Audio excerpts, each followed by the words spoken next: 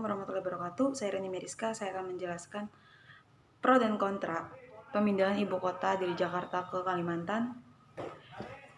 Yang pertama yang harus diperhatikan yaitu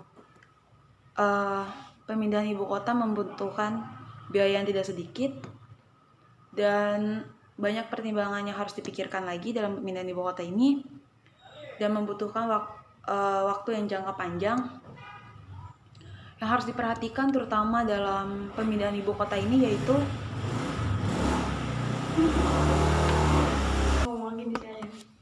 pemindahan ibu kota juga harus mempertimbangkan dua hal, yaitu pusat pengelolaan pemerintah dan pelayanan publik serta pusat pengelolaan bisnisnya.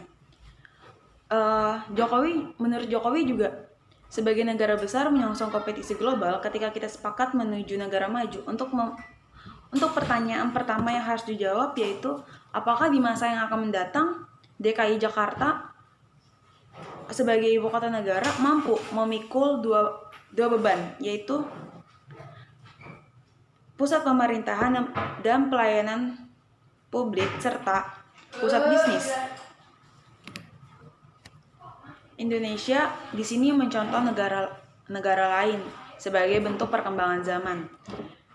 Di sini Jokowi mencontoh seperti negara Brazil yang memindahkan ibu kotanya dari Rio de Janeiro ke Brasilia. Yang kedua yaitu ada Korea Selatan yang memindahkan ibu kotanya dari Seoul ke Sejong. Ada dua skema pemindahan. Menurut Bappenas, ada skema resizing dan skema non-resizing. Kalau skema resizing membutuhkan biaya yang 323 triliun dan skema non-resizing membutuhkan biaya 466 triliun. Di sini ada beberapa pro dan kontra yang terjadi dalam isu pemindahan ibu kota ini. Yang pertama yaitu ada ibu kota pindah saat kemiskinan masih tinggi. Yang kedua, pemindahan ibu kota dikritik karena keuangan negara tengah sulit. Yang ketiga, Jakarta tak lagi memumpuni. Yang keempat, dunia usaha bergairah saat ibu kota pindah. Yang kelima, rencana pemindahan ibu kota dinanti investor. Pada kasus perpindahan ibu kota ini menuai banyak pro dan kontra. Perbandingan antara Provinsi Kalimantan dan Jakarta dari keadaan lingkungannya, keadaan geografisnya, sampai perekonomiannya. Sesuai kebutuhan tujuan negara yaitu keadilan. Sila kelima. Untuk keadilan untuk seluruh rakyat Indonesia. Kebutuhan masyarakat pun seharusnya dipenuhi dulu oleh pemerintah. Lalu kebutuhan masyarakat pun seharusnya tercukupi atau seperti prinsip yang ditetapkan oleh Presiden Jokowi yaitu the good live. Banyak yang mengatakan perpindahan ibu kota ini hanya untuk kepentingan investor semata. Karena baru pencetusan saja sudah banyak tanah dan perumahan yang terjual di Kalimantan. Dengan iming-iming dari tersebar luasnya perpindahan ibu kota membuat orang tergiur untuk membeli rumah di sekitar kota yang akan dijadikan ibu kota negara saat ini. Kontra lain yang terjadi yaitu karena Kalimantan adalah paru-paru dunia. Paru-paru di dunia terdapat di Brazil dan di Indonesia, yang terutama di Kalimantan. Yang tepatnya di Kalimantan, ditakutkan dengan perpindahan ibu kota ini akan menyebabkan rusaknya hutan di Indonesia. Karena pastinya dengan pemindahan ibu kota ini banyak pembangunan yang terjadi di sana yang dilakukan oleh pemerintah. Rusaknya hutan dan matinya fauna berpengaruh pada keberlangsungan kehidupan manusia juga. Tidak bisa dikatakan sebagai keadilan untuk mencapai tujuan negara. Seharusnya pemerintah mempertahankan hutan Kalimantan yang sudah di ujung tanduk karena sebagian besar hutan di Kalimantan sudah terjadi kebakaran yang sebagai pusat paru-paru di dunia. Pohon sawit juga berpusat di Kalimantan. Dengan luas 12,30 juta hektar pohon kelapa sawit tumbuh pesat di Kalimantan. Indonesia banyak bergantung di Kalimantan. Untuk menciptakan kota metropolitan yang baru akan banyak memancing para usaha untuk membuka toko baru di sekitar pusat ibu kota baru. Berlomba-lomba untuk menciptakan usaha baru yang menjadi salah satu keberuntungan bagi masyarakat Provinsi Kalimantan, yaitu 4,53% warga menolak adanya perpindahan ibu kota. Salah satunya alasan karena masalah ekonomi yang sedang melanda di Indonesia.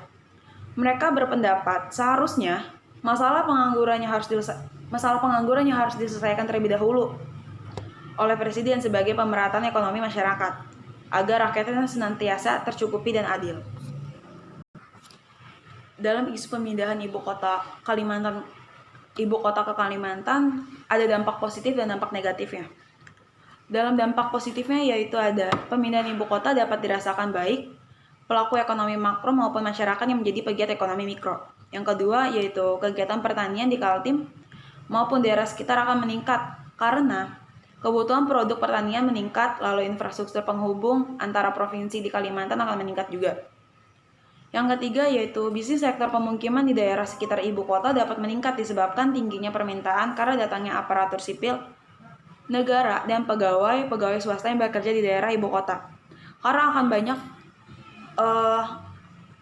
perpindahan penduduk dari Jakarta ke Kalimantan, apalagi yang bekerja sebagai ASN. Mereka juga membutuhkan tempat tinggal baru untuk di Kalimantan nanti. Yang keempat yaitu bisnis layanan dan jasa di daerah ibu kota baru dan sekitar juga pasti berdampak positif. Tidak semua penduduk yang baru atau penduduk mendatang membawa kendaraan tersendiri. Pasti pelayanan jasa angkutan umum atau angkutan yang lain pasti akan sangat dibutuhkan. Itu akan berdampak positif untuk perekonomian masyarakat di Kalimantan. Yang kelima yaitu industri-industri manufaktur dan pengembangan kawasan industri berikut infrastruktur dan utilitas industri, area komersial dan perumahan akan berkembang. Yang keenam dari sisi kemaritiman, pemindahan ibu kota ke Kalimantan akan menumbuhkan pusat-pusat pelabuhan dan logistik baru yang sejalan pula dengan konsep pengangkutan barang melalui tol laut yang sudah dirintis. Yang ketujuh yaitu dari segi sosial, politik, dan budaya. Pemindahan ibu kota juga dapat menggeser pola pikir menjadi dari yang selama ini berorientasi pada Jawa sentris menjadi Indonesia sentris. Sadar untuk menjaga keutuhan negara Republik Indonesia atau NKRI. Hal ini juga akan memperluas wawasan kebangsaan terhadap keberagaman etnis dan budaya di Indonesia. Yang ke-8 yaitu ada pemindahan ibu kota yang berarti akan memisahkan antara pusat pemerintahan dan pusat bisnis, juga akan mengurangi dampak negatif yang terjadi jika ada aksi-aksi demonstrasi atau kegaduhan politik. Yang ke-9 yaitu dari segi pemerataan ekonomi harus memperhatikan orientasi jangka panjang yang berlandaskan pada pemerataan pembangunan dalam konteks seluruhan wilayah Indonesia. Jokowi menyatakan, ibu kota yang bukan hanya simbol identitas bangsa, melainkan juga representasi kemajuan bangsa. Menurutnya, pemindahan ibu kota dilakukan demi terwujudnya pemerataan dan keadilan ekonomi di Indonesia. Adapun dampak negatif yang disebabkan isu pemindahan ibu kota ini, yaitu yang pertama ada pemerintahan dalam memindahkan ibu kota adalah dampak inflasi. Kenapa dampak inflasi? Karena jika permindahan dilakukan dengan mendadak dan cepat, perekonomian regional dan nasional bisa mengalami goncangan. Yang kedua, kesenjangan kualitas sumber daya manusianya. Daerah yang masih terjadi antara Pulau Jawa dengan daerah-daerah lain termasuk daerah Kalimantan. Yang ketiga, yaitu ada pemindahan ibu kota memakan anggaran tidak sedikit, seperti yang saya bilang di awal. Dalam pemindahan ibu kota ini ada dua skema. Skema Nur Zazing itu 466 triliun. Apapun skema pembiayaannya, besarnya anggaran ini berarti pembangunan di bidang lain pun harus dialihkan dulu demi ibu kota baru ini. Yang keempat, di bidang lingkungan. kebutuhan lahan untuk ibu kota baru tidak sedikit. Lahan seluas 300.000 hektar yang sebagian besarnya hutan, yang hutan masih asri, masih hijau, yang tersisa yang belum terjadi kebakaran, beralih sebagai menjadi hutan beton untuk ibu kota baru. Yang kelima, kantor-kantor dan institusi bisnis pasti akan mengeluarkan investasi lebih, membangun faktor-faktor yang terjadi di ibu kota baru nanti. Dan juga karena kan pasti dalam membuat pembangunan baru di ibu kota baru juga akan membutuhkan biaya yang sangat-sangat besar kan, apalagi pasti banyak banget investor pengusaha akan membangun usahanya di ibu kota baru yang merupakan pusat gitu di sana nanti kalau terjadinya perpindahan ibu kota ini.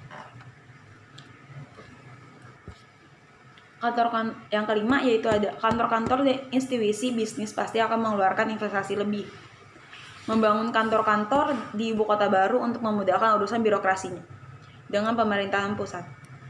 Dan yang keenam yaitu ada dari segi populasi. Jangan sampai ibu kota yang baru ini akan seperti Jakarta, padat. Tapi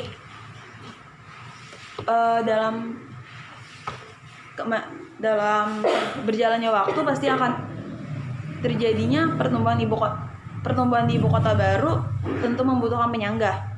Restoran butuh karyawan, perkantoran butuh cleaning service, pegawai pemerintah butuh berbagai macam keperluan rumah tangga, bahkan tukang potong rambut maupun tukang sol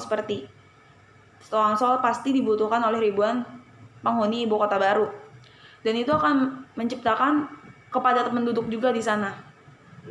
Banyak orang yang akan berpindah ke ibu kota baru untuk menyongsong perekonomiannya lebih baik. Dan hal ini pastinya bisa menjadi bom waktu yang siap meledak di ibu kota baru. Terima kasih. Sekian presentasi dari saya. Wassalamualaikum warahmatullahi wabarakatuh.